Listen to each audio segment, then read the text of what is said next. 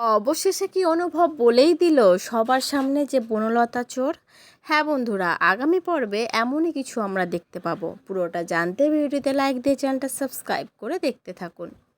কোণে দেখা আলো সিরিয়ালের আগামী পর্বে আমরা দেখতে পাবো অনুভবকে তার মা হাজারবার জিজ্ঞেস করে, বল কে চোর, কে গয়না চুরি করেছে, কে আসল চোর। কিন্তু অনুভব কিছুতেই বনলতার নাম নেয় না। কারণটা কি সবাই তো জানো, কারণ লাজু তাকে বনলতার নাম বলতে বারণ করেছে। বনলতা যদি দোষী সাব্যস্ত হয় তাহলে লাজু সেই ঘর ছেড়ে চলে যাবে। তাই জন্য অনুভব লাজুর কথা রাখার জন্য বনলতার নাম কারোর সামনে বলে না, চুপচাপ দাঁড়িয়ে থাকে। তারপরে অনুভবের মা একটা মোক্ষম চাল চালে। সেটা হচ্ছে, সে জানে যে অনুভবকে কি করে সত্যি কথা বলানো যাবে। সে অনুভবের হাতটা নিজের মাথার উপর দেয়, দিয়ে বলে, এবার বলতো কে আসল চোর, কে চুরিটা করেছে। সত্যি কথা বলবি অনুভব, না হলে তো জানিস তোর মায়ের কি হবে।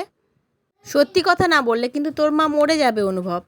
তখন অনুভব এদিক ওদিক আর কোনো উপায় না দেখে হাতটা সোজা বনলতার দিকে দেখিয়ে দেয়, দেখিয়ে বলে, ওই চোর, বনলতাই আসল চোর। আর বনলতা অনুভবের মুখে নিজের নামটা শুনে পায়ের তলা থেকে মাটি সরে যাওয়ার মতো অবস্থা। সে আকাশ থেকে পড়ে যায়, এবার আমি কি করব? অনুভব সত্যি সত্যি আমার নামটা বলে দিল শেষ পর্যন্ত।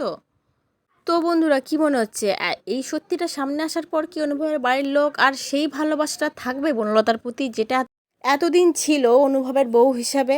বনলতাকে কি তারা সত্যি সত্যি ঘর থেকে একদম তাড়িয়ে দেবে? কি মনে হচ্ছে বন্ধুরা, তোমাদের অবশ্যই কমেন্ট করে জানিও। পরবর্তী আপডেট নিয়ে তাড়াতাড়ি আসি, সঙ্গে থেকো, সাথে থেকো, চ্যানেলটা সাবস্ক্রাইব করে দিও। ধন্যবাদ।